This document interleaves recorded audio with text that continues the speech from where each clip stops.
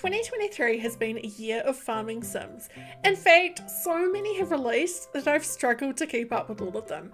And while I absolutely adore the farming sim genre, I am finding that some of them are starting to blur together and feel like the same thing on repeat. And don't get me wrong, many of the farming sims releasing are really good, but I've been ready for something new. I wanted to find something that would take a new spin on this genre and make it special again. So when the Paleo Pines demo released as part of the Steam Next Fest in June, I was so excited. A farming sim with dinosaurs? Heck yes! But that wasn't the only special thing about Paleo Pines. Once I was playing the demo, I found there is so much that sets this game apart from the others. I found while playing the demo that the way that you gain trust with the dinosaurs, you befriend them and care for them was so fun that I was just counting down the days for the release of the full version. And I was even more excited when a couple of weeks ago I was gifted a copy of the game from the publishers Modus Games. And I've been playing Paleo Pines both on and off stream since so that I could give an honest review, and I have to say that I'm hooked. At the start of Paleo Pines, you arrive at a small rundown farm with your dino pal Lucky, and you get to work on your farm pretty much straight away. As you're starting to clear the farm, some local villagers pop over to introduce themselves, and these villagers are adorable. Granny Agami is so cute and she's entertainingly bossy. I don't like using that word too often, but it really suits her. I planted my first seeds without a Granny Agami, and when she visited the next day to show me how to garden, she made a little dig at how I had done it and said that it's not how she would have done it, but great. Sometimes I would find this attitude a little mean from someone, but with Granny Agami it's so funny.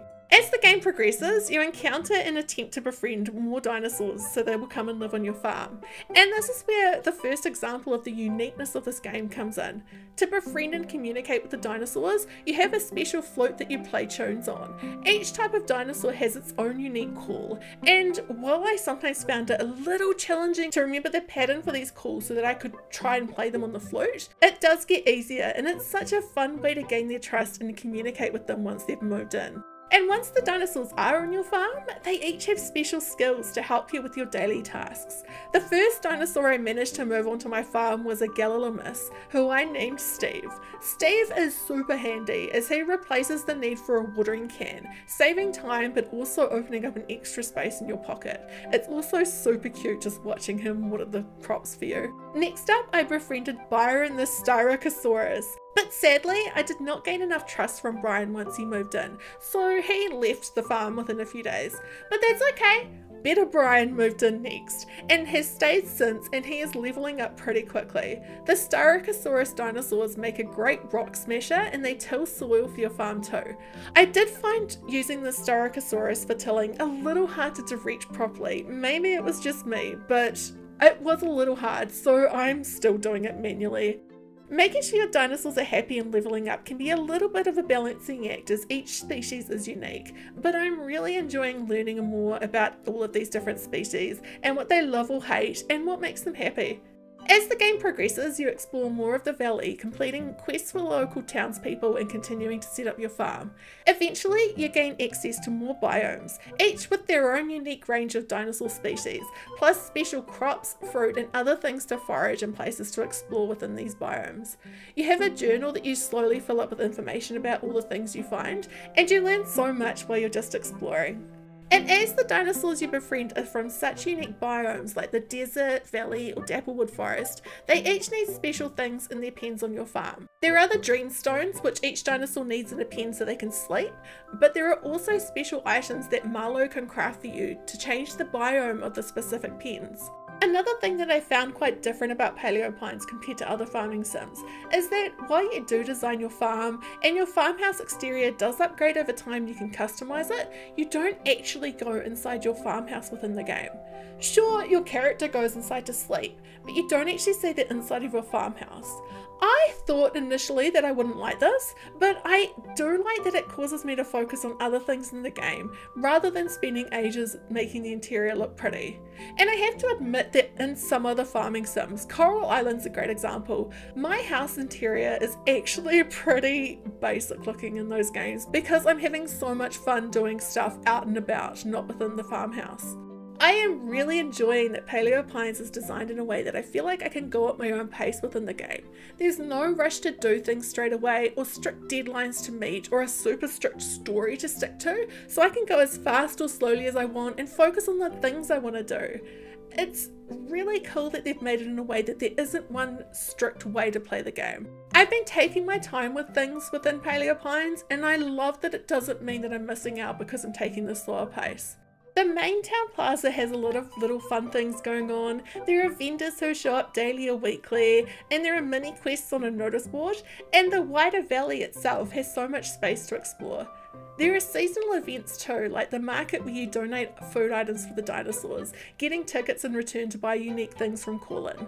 I adored this event, but I was a little disappointed to see that only my first round of donations gave me tickets, and I actually didn't have enough tickets to buy anything from call-in. I'm hoping this is just a bug and it will be changed in an update, as otherwise it's an easy way to accidentally waste a lot of food.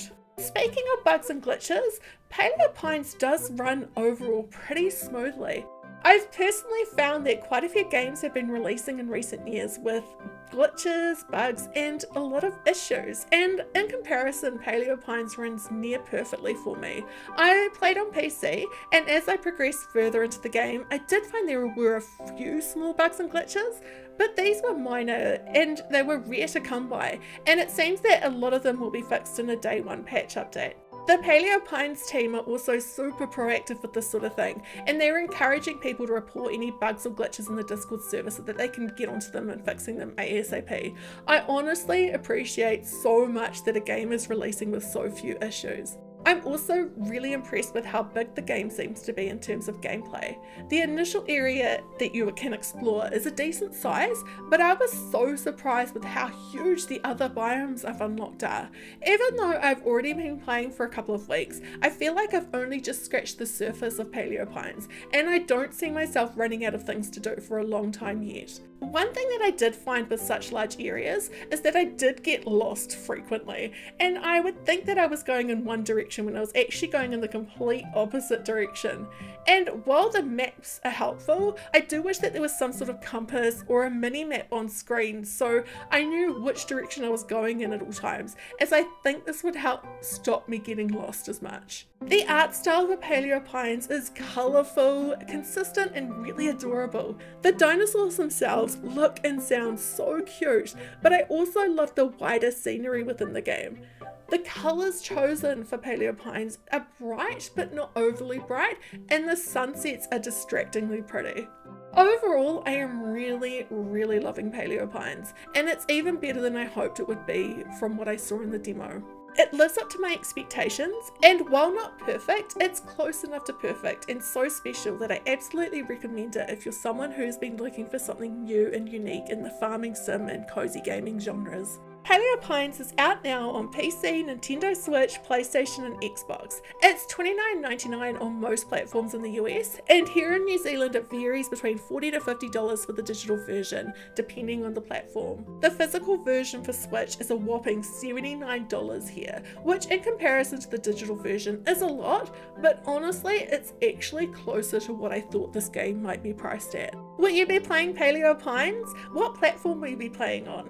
And if you've made it this far into the video, let me know in the comments what your all-time favourite farming sim game is. Do like this video and subscribe if you haven't yet. I'm so close to 2,000 subs and I would love to meet my goal before the end of the month. I'll also be playing this game on Twitch again later this week, so make sure you're following me over there too. Stay fresh, cheese bags! Bye!